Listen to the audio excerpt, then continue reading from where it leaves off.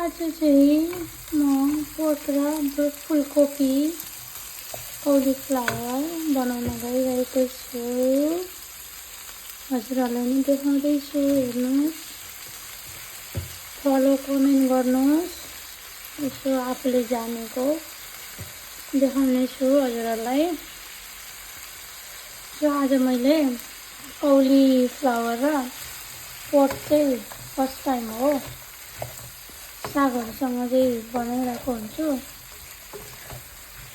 पाकेपछि हजुरहरूलाई देखाउँछु। अहिले म पकाउँदैछु। रेडी भयो मेरो कम्बिनेसन ब्रोकौली एन्ड पोर्क तरकारी रेडी भयो। अब खाना बाँकी छ साथी हो। यही मेरो खाना चाहिँ रेडी भयो। आज चाहिँ उहाँको पनि छुट्टी, सो दाल चाहिँ हिजोकै हो, रेडी भयो।